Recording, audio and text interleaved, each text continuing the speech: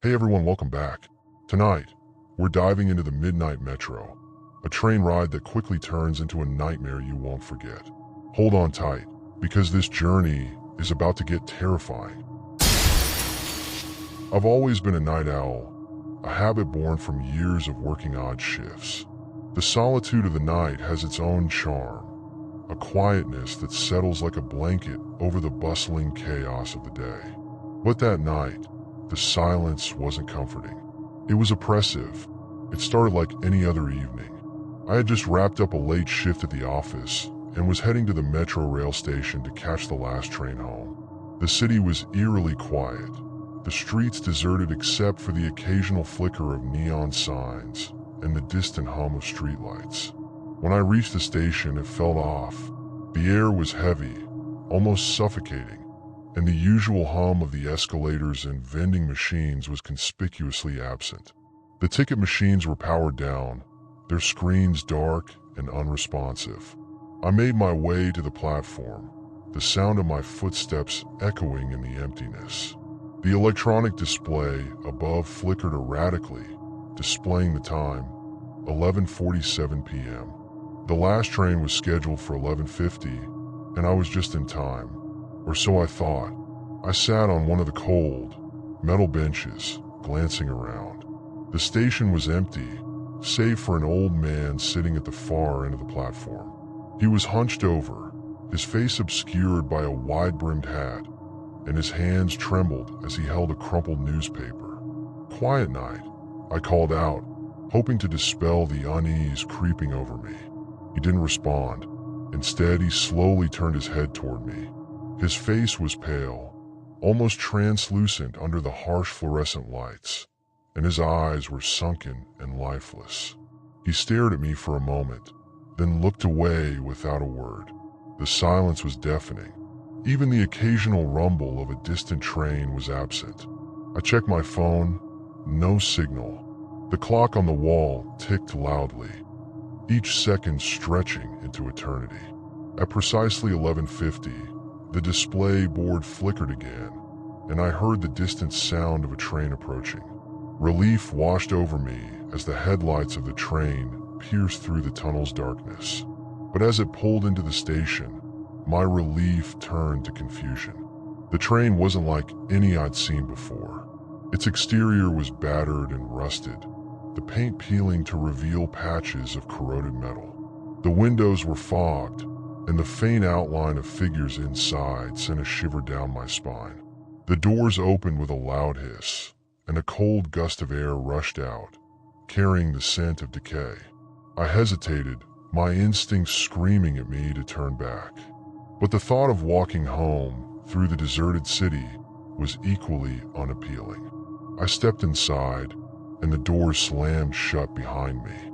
The interior was dimly lit, the overhead lights flickering sporadically. The seats were old and worn, the fabric stained with what looked like rust, or something darker.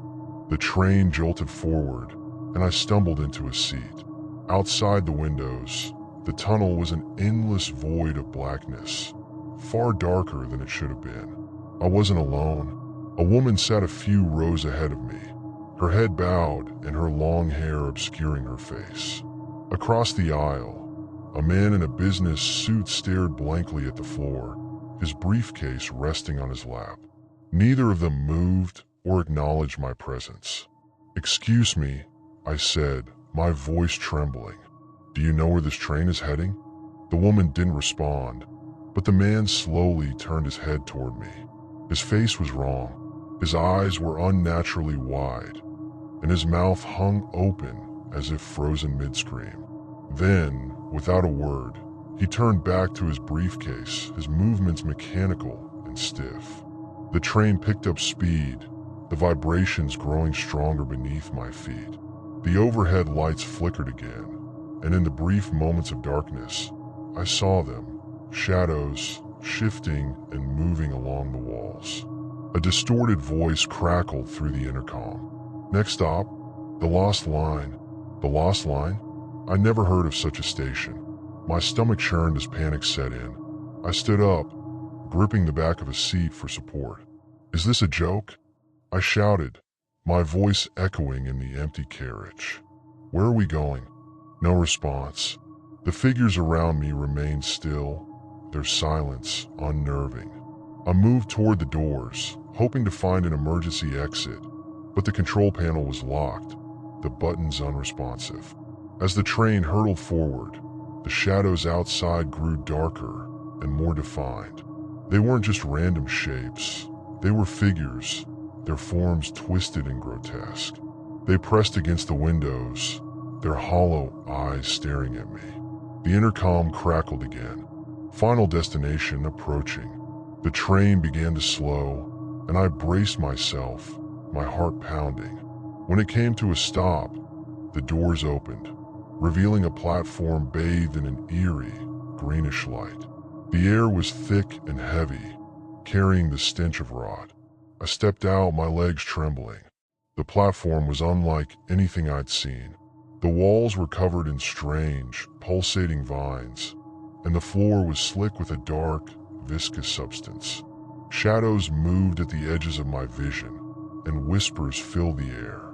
A figure emerged from the darkness, tall and gaunt, its face obscured by a tattered hood.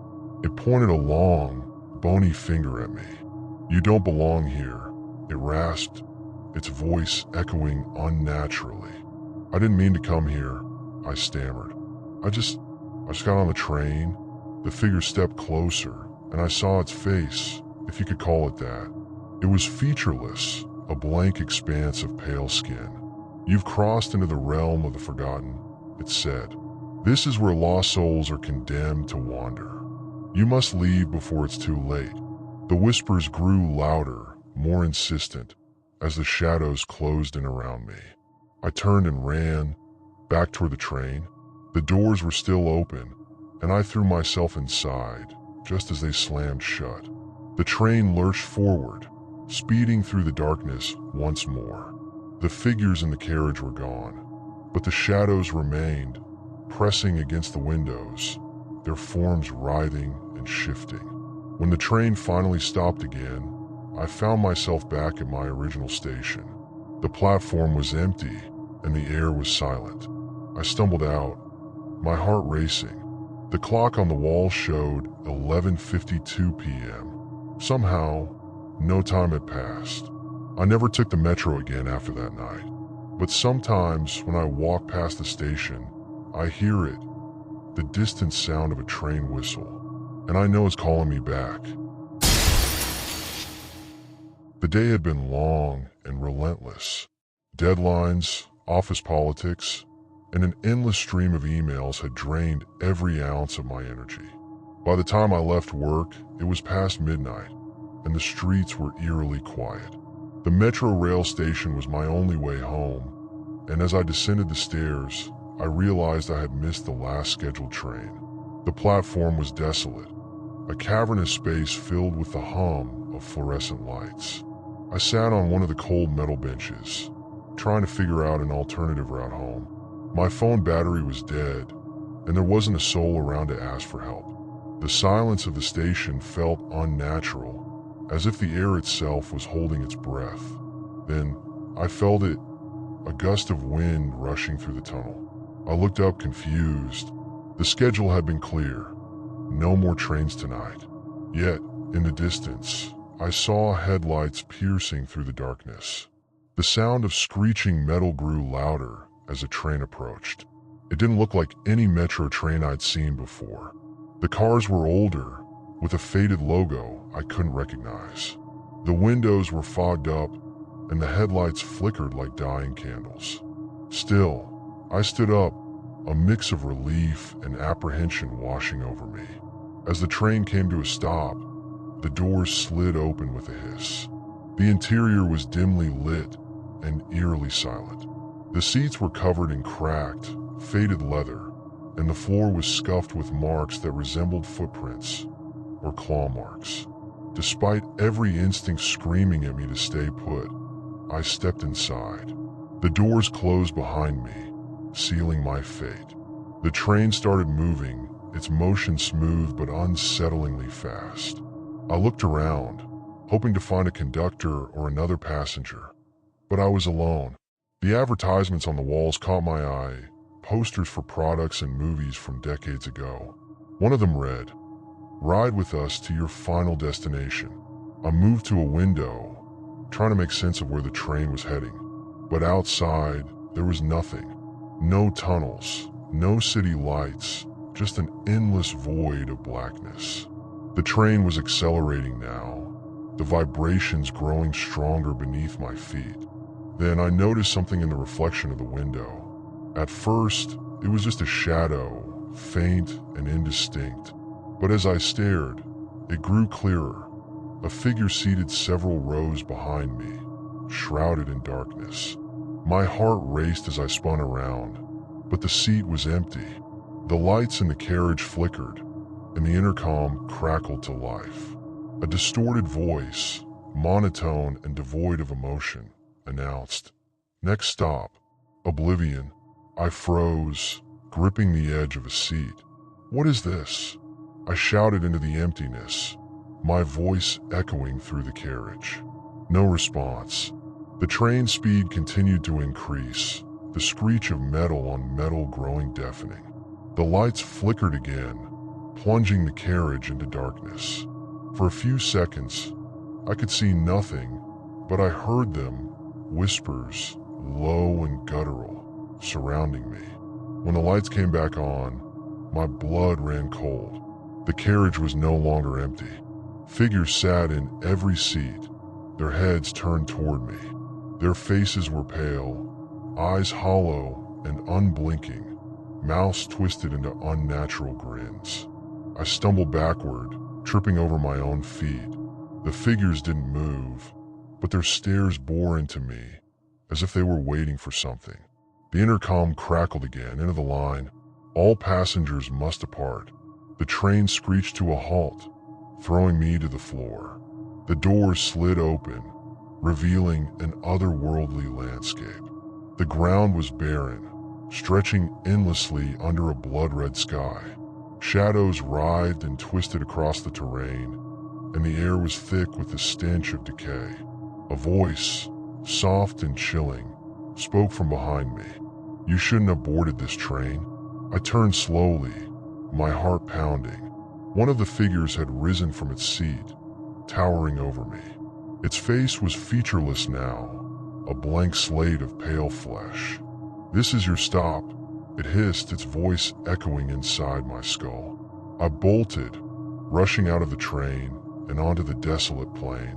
The ground beneath my feet felt alive, pulsating with each step. The train's horn blared behind me, and I glanced back to see it disappearing into the void, its windows filled with the faces of those horrifying passengers. I ran until my lungs burned, until the landscape around me began to blur and twist. The shadows seemed to follow, their shapes growing more monstrous with each passing second. Just as I felt I couldn't go any further, I tripped and fell, hitting the ground hard. When I opened my eyes, I was back on the metro platform. The lights were dim, the clock above showing a time just minutes after I had originally arrived. The train was gone, and the air was silent once more. I scrambled to my feet, my entire body trembling. I stumbled out of the station and onto the streets, vowing never to take the metro alone at night again. But even now, I can't shake the feeling that I didn't truly escape. Sometimes, when I'm alone at night, I hear the faint sound of a train whistle in the distance, and I know it's still waiting for me to board again.